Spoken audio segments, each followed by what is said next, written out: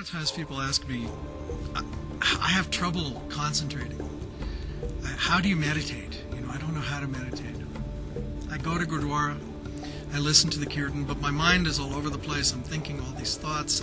Where's this wonderful experience I'm supposed to have, when I'm listening to the Guru's Bani? Why aren't I experiencing that?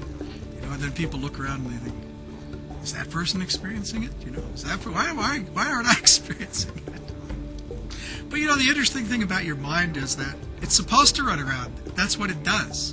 It thinks 10,000 thoughts in the wink of an eye. So your mind is going to do its thing no matter what you're doing.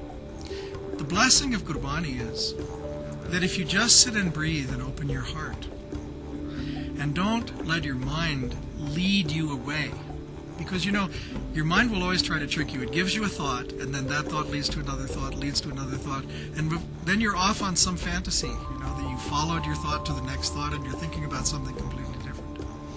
The beauty of the Gurbani is that it creates a rhythm in the tal. It creates a rhythm in the nod, in the sound current of the Gurbani.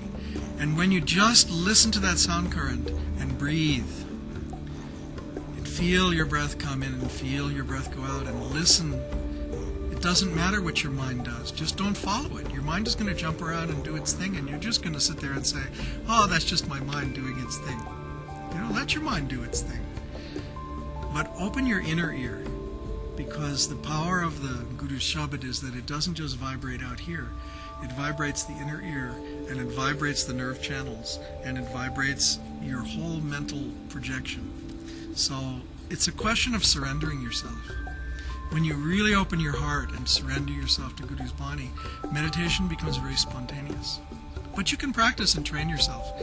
If you get up early in the morning and you do your Banis in the morning, you do your Japji and Jap Sahib and whatever Banis you may be doing. If at that time you also sit and just meditate on your breath, and inhale Sat, exhale Nam, inhale Wahe, exhale Guru, just spend some time and let the sound in your mind be a filter for your thoughts, so your thoughts don't run away. Because it's just like disciplining. You have a dog, you teach your dog to sit, you teach your dog to come, right? And if you're good, your dog comes when you say come, and your dog sits when you say sit. But your own mind you don't train, right? So your mind runs around and it's thinking about this girl and that thing I want to eat and this car I want to get and all those things it thinks about, right? What I'm going to do after work today, all that stuff.